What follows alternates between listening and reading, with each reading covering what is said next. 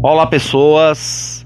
Olá, fiéis seguidores do canal Raciocínios Espíritas. Esse é o bloco Opinião Espírita, no qual fazemos aqui o estudo do livro Opinião Espírita, que é um livro produzido em parceria, né? É uma obra mediúnica dos espíritos André Luiz e Emmanuel, e a psicografia também é uma parceria. É psicografado por Francisco Cândido Xavier e Valdo Vieira. E os capítulos desse livro sempre se referem ao conteúdo da codificação, né? Ou seja, Emmanuel e André Luiz dão a sua opinião espírita baseado em um trecho da codificação, né? Da doutrina espírita, né? Da doutrina dos espíritos, codificada por Allan Kardec, né? A opinião ser realmente espírita. E hoje chegamos ao capítulo 29, que se refere ao item 8 do capítulo 6 de O Evangelho segundo o Espiritismo. Capítulo 6 do Evangelho segundo o Espiritismo, que se chama O Cristo Consolador, né? E o item 8 é justamente uma das instruções dos Espíritos, né? Sempre ao final do capítulo, né? do Evangelho tem as instruções dos Espíritos, né? Em que os Espíritos nos mandam mensagens, né, psicografadas, as mensagens são referentes ao tema do capítulo em questão. Então aqui o item 8, que é a última mensagem psicografada, que é justamente do espírito de verdade, né, que é o espírito de verdade, que é aquele que realmente preside, né, a produção da codificação espírita, né. Alguns dizem que ele é o próprio Jesus. Outros dizem que não, é um espírito muito elevado, representante direto de Jesus. E na verdade, gente, isso não tem muita importância, se é, se não é. O importante é que ele é a representação realmente do Cristo para a doutrina espírita. Se é o próprio ou não é, isso não tem muita importância. Que o mais importante é o conteúdo da mensagem, né? É o que ele nos traz, o espírito de verdade, né? E é uma mensagem curta essa do item 8, né? Ele diz assim: Deus consola os humildes e dá força aos aflitos que lhe pedem. Seu poder cobre a terra e por toda parte, junto de cada lágrima, colocou ele um bálsamo que consola. A abnegação e o devotamento são uma prece contínua e encerram um ensinamento profundo, abnegação e devotamento, né? A sabedoria humana reside nessas duas palavras. Possam todos os espíritos sofredores compreender essa verdade, em vez de clamarem contra as suas dores, né? Que é o que a gente faz muitas vezes, a gente esbraveja contra as nossas dores, né? Contra os sofrimentos morais, que são muitos, né? Os sofrimentos morais que neste mundo vos cabem em partilha, quer dizer, são sofrimentos que nós realmente estamos passando porque colhemos, né? Porque plantamos esse sofrimento, então estamos colhendo agora. Tomai, pois, por divisa essas duas palavras, devotamento e abnegação, e sereis fortes, porque elas resumem todos os deveres que a caridade e a humildade vos impõem. O sentimento do dever cumprido vos dará repouso ao espírito e resignação. O coração bate então melhor, a alma se asserena e o corpo se forra aos desfalecimentos, quer dizer, se protege aos desfalecimentos. Por isso que o corpo tanto menos forte se sente, quanto mais profundamente golpeado é o espírito, né? Quer dizer, quando o espírito é golpeado, reflete no nosso corpo. Então ele está falando, aqui o espírito da verdade, que se a gente tomar como divisa o devotamento e a abnegação, nós teremos a força espiritual, a força moral necessária para que resistamos aos golpes do sofrimento que a vida nos traz, né? Então, tendo essas duas palavras por divisa, né? Então, isso é a mensagem que o Espírito de verdade nos traz nesse capítulo, né, do Cristo Consolador. Ele nos traz essa consolação, né? E aí aqui no capítulo 29, André Luiz, né, baseado nesse texto, né, aqui agora vai nos falar sobre 20 modos, é o título do capítulo, 20 modos. Mas 20 modos de quê, André Luiz? Aliás, gente, eu tenho até uma desculpa para dar para vocês, né, que vem acompanhando no vídeo passado, né, que é de Emmanuel, o texto, no capítulo 28, houve momentos em meio ao estudo que eu troquei, falar, então André Luiz falou, quer dizer, no início eu falo que o capítulo é de Emmanuel, mas durante, né, a leitura e análise do texto eu falo, então André Luiz aqui, quer dizer, misturei, me perdoem, né, é Emmanuel, eu não tinha que falar que é André Luiz, mas como eu disse, né, mais importante é o conteúdo do que é o autor, mas cabe aqui essa ressalva, né, às vezes que eu falei André Luiz, sendo que o texto era de Emmanuel, viu? Então peço desculpa e vou tentar não cometer esse erro de novo, né? Olha a atenção, Ricardo Dib. Ok, então vamos lá, vamos aos 20 modos aqui, baseado nesse trecho do Evangelho, né? Essa mensagem do Espírito de verdade. Então André Luiz começa assim: modos com que nós, espíritas, perturbamos a marcha do Espiritismo. Então ele vai dar 20 modos, né, esses 20 modos pelos quais nós perturbamos, nós espíritas, perturbamos a marcha do Espiritismo. Olha que interessante. Então vamos ver quais são esses 20 modos, essas 20 maneiras de perturbar, né, a marcha do Espiritismo. Então vamos lá. O primeiro, esquecer a reforma íntima. Bom, gente, é um maior convite do Espiritismo, é a reforma íntima. O Espiritismo não é só exibição de fenômenos, né? Os fenômenos são importantes sim, né? Porque são eles que travam o nosso contato mais direto com o plano espiritual, né? Mas o mais importante, como consequência do conhecimento da vida espiritual, né, é a nossa reforma íntima. E os espíritos deixam isso bem claro em todos os momentos da codificação. Não só no Evangelho segundo o Espiritismo, que é o que está se analisando aqui agora, mas em todos os momentos da codificação, desde o livro dos Espíritos, né, até mesmo o livro dos Médiuns, a Gênese, o Céu e o Inferno, né? Então a reforma íntima é o convite maior a nos melhorarmos espiritualmente, né? A criar as virtudes, né? As virtudes como a caridade, o amor ao próximo, o bem, o perdão, né? E toda esse segmento de virtudes que eleva o espírito, né? Segundo, desprezar os deveres profissionais. Jamais, né, gente? Mesmo porque a profissão é algo que a gente abraça como dever no mundo e que nós temos tarefas da profissão. A profissão, primeiro, é o nosso sustento, né? O sustento que a gente sustenta a nós e a nossa família, né? Que é importante. E também, através da profissão, também nós. A profissão não é só algo para a gente pagar as contas. Só por isso já é importante. Mas além de pagar as contas, também é algo que nos promove crescimento espiritual se nós fizermos, nos dedicarmos realmente ao nosso trabalho com fervor, com vontade, né? Então não devemos desprezar nossos deveres profissionais nem pelo espiritismo. A pessoa às vezes negligencia os seus deveres profissionais por causa do trabalho espírita. Não é, isso aí está totalmente errado, porque como minha mãe diz, você está despindo um santo para vestir outro. Então não pode.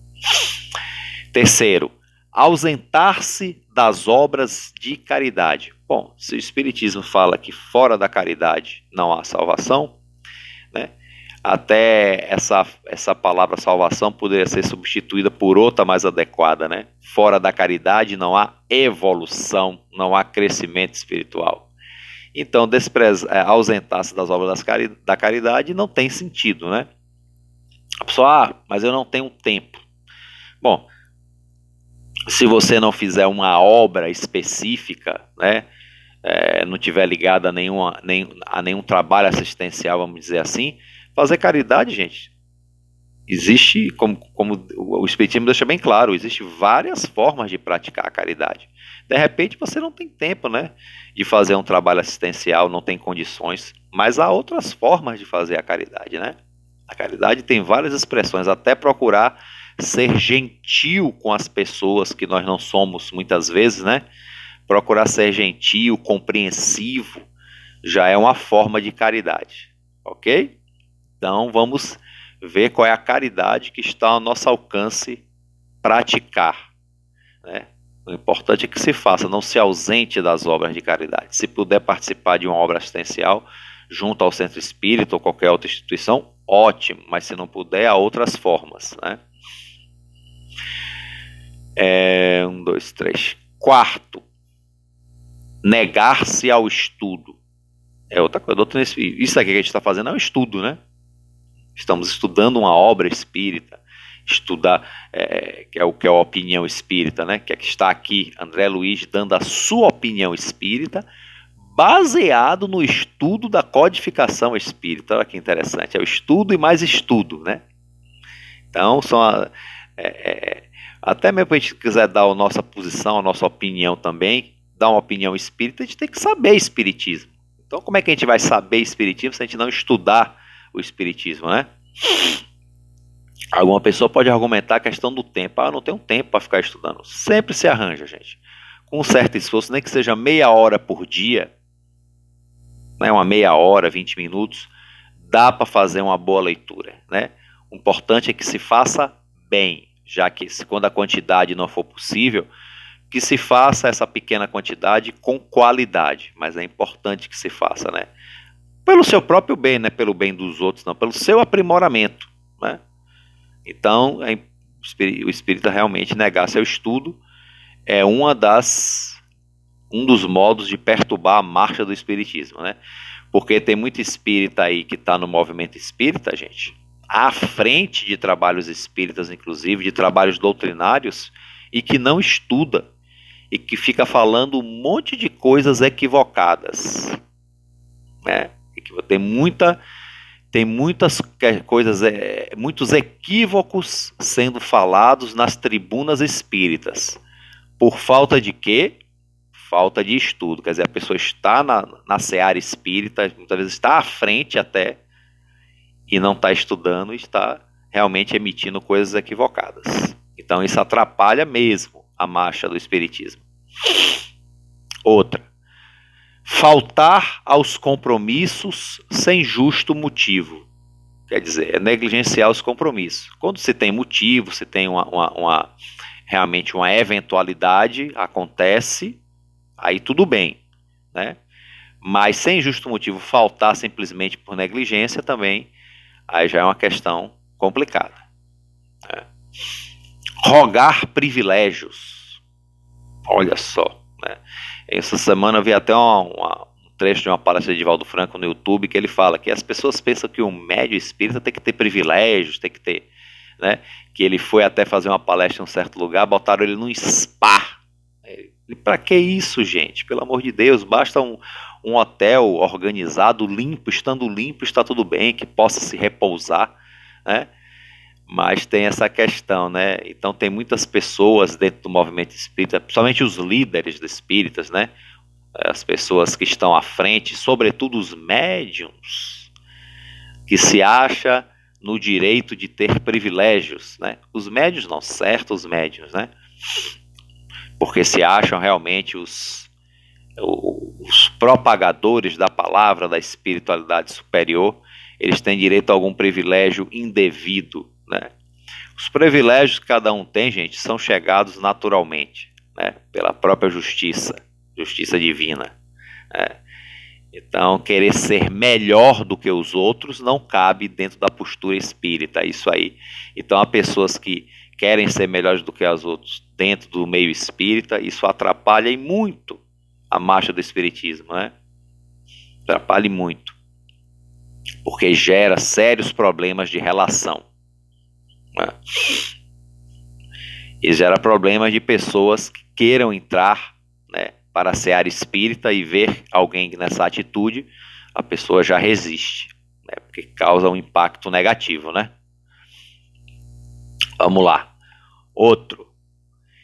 Escapar deliberadamente dos sofredores para não prestar-lhes pequeninos serviços. Quer dizer, já se esquivar de praticar o bem, nem que seja. Ele está falando aqui de coisas pequenas, não é grande serviço, não. Fazer pequeninos serviços, mas que são importantes, tanto para quem faz quanto para quem recebe. Né? Então a gente se esquivar disso, a gente está sempre se esquivando, né? Então isso é algo que também atrapalha a marcha do espiritismo, né? Porque faz parte, né, do ser espírita estar disponível para o serviço. Claro, gente, serviço dentro do que cada um pode fazer. Veja que André Luiz fala aqui pequeninos serviços, né? Outro, colocar os princípios espíritas à disposição de fachadas sociais. O que quer dizer isso, gente? Quer dizer, por exemplo, a pessoa usar a doutrina espírita para entrar na questão dos privilégios, né? Para conseguir privilégios. Por exemplo, na política, para conseguir votos. Né? Porque eu sou espírita e pratico o bem, e aí para angariar simpatia para conseguir votos. Isso é uma das coisas, né? Que se utilizar para isso, ou para conseguir privilégios sociais, ou para conseguir posições sociais privilegiadas, se utilizar do espiritismo para isso, né? Muitos até o fazem, né? Mas cuidado, né? Cuidado.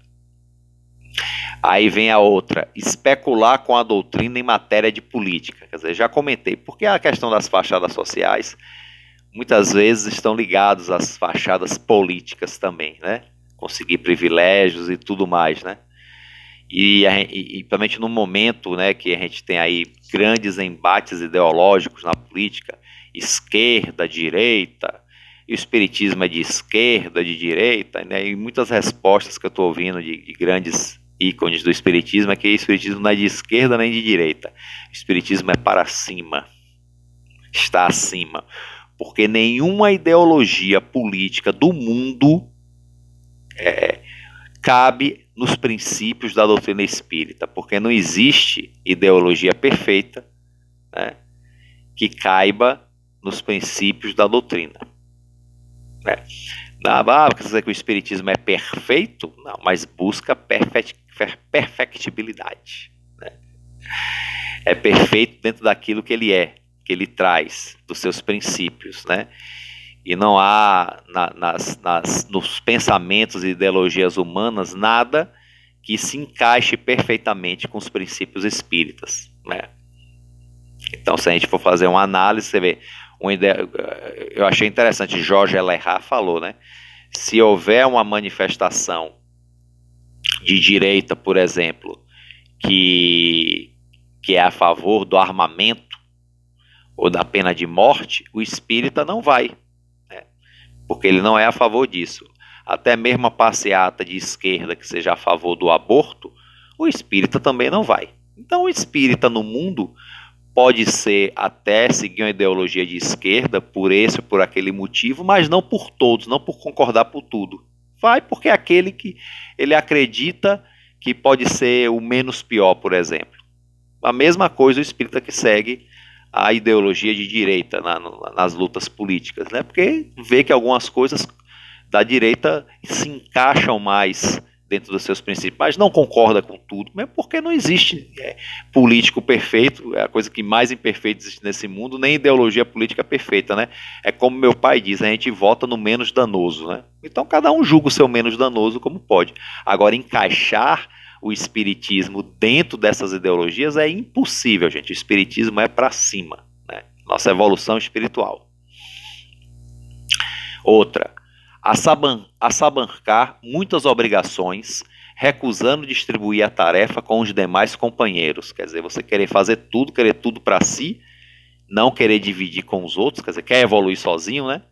E aí acaba não dando conta, acaba não fazendo nada direito. Então é melhor a gente cumpre os nossos deveres, mas podendo dividir, melhor ainda, né?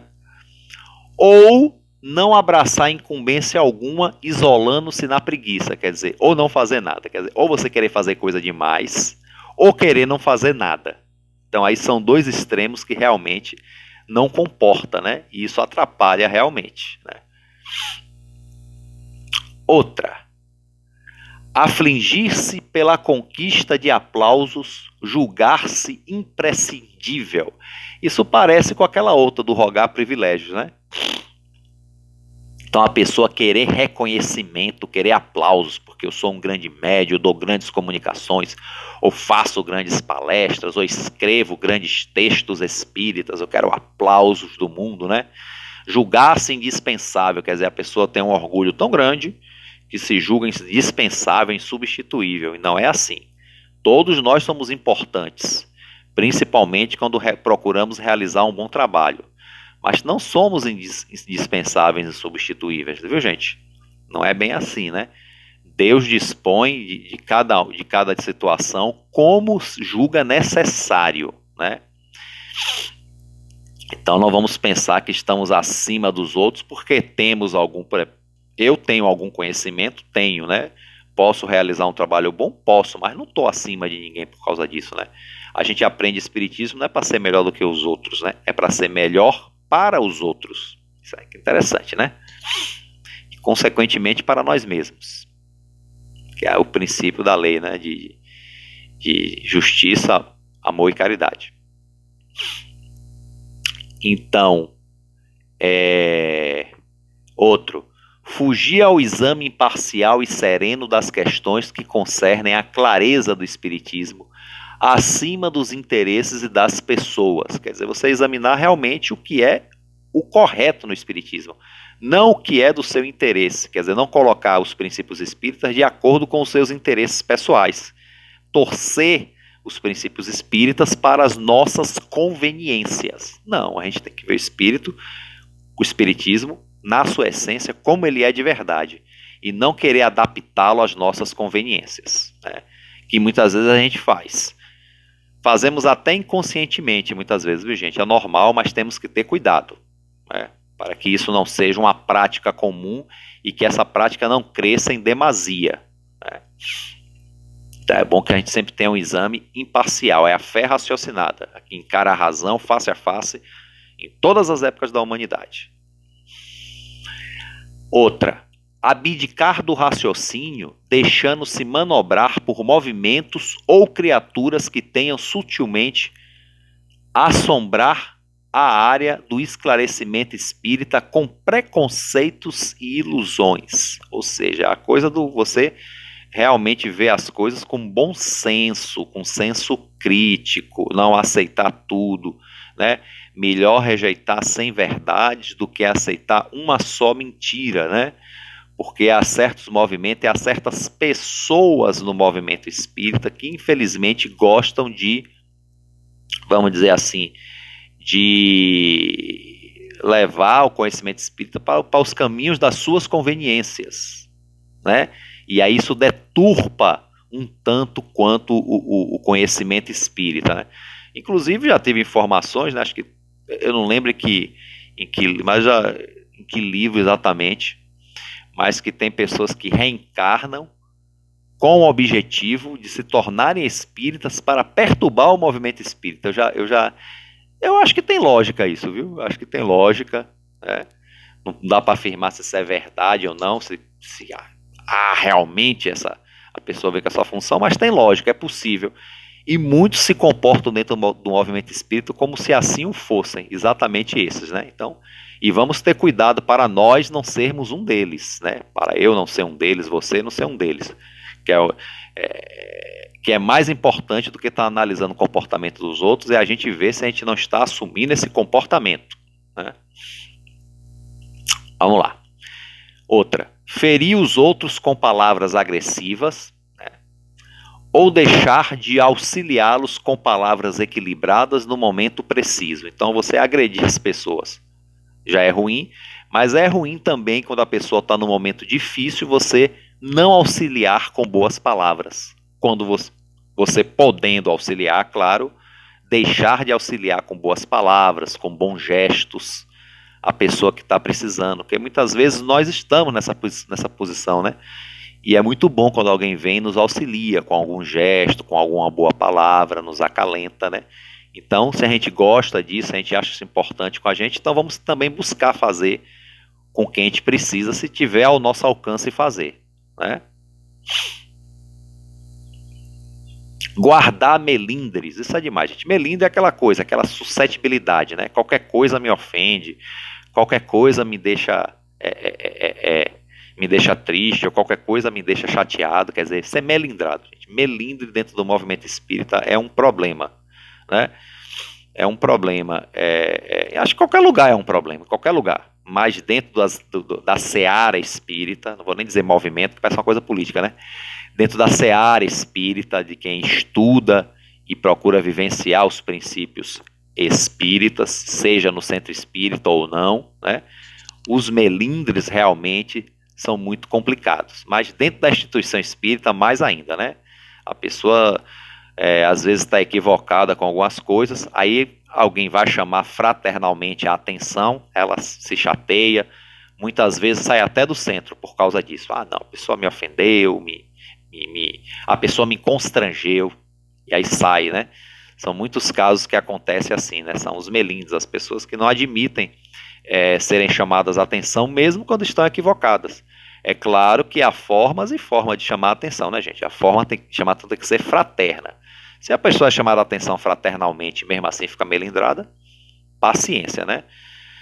Mas são coisas ainda das nossas questões espirituais ainda não trabalhadas, né? E a gente tem que trabalhar isso, e o espiritismo nos ajuda muito nesse aspecto, se a gente estudar corretamente, compreender corretamente a doutrina espírita. Outro, olvidar, quer dizer, esquecer, né? Olvidar o encargo natural de cooperar respeitosamente com os dirigentes das instituições doutrinárias. Quer dizer, a gente está na seara, estamos na instituição espírita, devemos cooperar com os dirigentes, né? Cooperar, né? Ah, mas se o dirigente não estiver, como muitos aí, né? Não estiver passando a doutrina espírita corretamente. Bom, isso é um problema, mas a gente pode tentar conversar com eles, mas se eles forem melindrados, a gente tem um caminho de continuar o nosso trabalho pelo caminho correto dentro do centro, né? Ou então, se for o caso que seja uma situação muito difícil, quase impossível, a gente trocar de instituição. Mas aí fica a critério de cada um. Mas o importante é que a gente procure fazer o nosso trabalho corretamente, ainda que a gente veja que o dirigente não o está fazendo.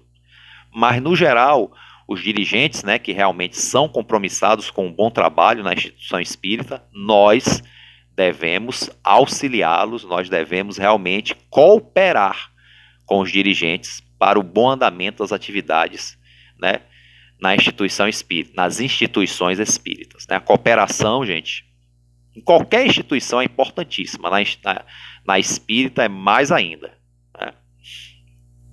E o último, 20º, né? Lisonjear médios e tarefeiros da causa espírita. Quer dizer, bajular médios, quer dizer, como eu falei anteriormente, os médiuns que querem privilégios por serem porta-vozes dos espíritos superiores e tal, e aí pessoas que aceitam isso e ficam bajulando os médiuns, né? Lisonjeando os médiuns, colocando no spa, como disse Divaldo Franco. É muito engraçado o vídeo, né? Quem puder, procura aí no YouTube, né?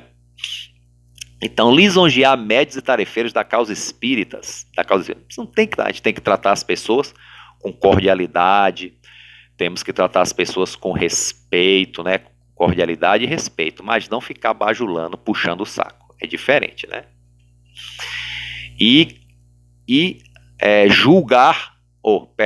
Largar aos outros responsabilidade que nos competem, ou seja, as nossas responsabilidades, os nossos deveres, nós empurrarmos para os outros. Pelo amor de Deus, gente, cada um cumprindo o seu dever, né? Dentro da medida do possível. Se um dia acontecer um imprevisto, tal, aí tudo bem, né? Mas, no geral, a gente tem que procurar cumprir os nossos deveres, né? Da melhor forma possível, da melhor forma que nos for possível, ok? E assim encerramos este capítulo, né, dos 20 modos. Espero que a gente procure não praticar nenhum desses 20 modos para não atrapalhar a marcha da doutrina espírita, ok, gente? Quem chegou até aqui, quem tem acompanhado esse estudo, né, espero que esteja sendo útil para todos nós, né? E quem gostou, então, dá uma curtida, dá quem achou útil, dá uma compartilhada. Quem não se inscreveu no canal Raciocínios Espíritas, se inscreve agora. E além de se inscrever aqui no YouTube, segue também as mídias, o Instagram, o Facebook e o Twitter do Raciocínios Espíritas, ok? Então a todos aí um forte abraço, fiquem com Deus e até o próximo.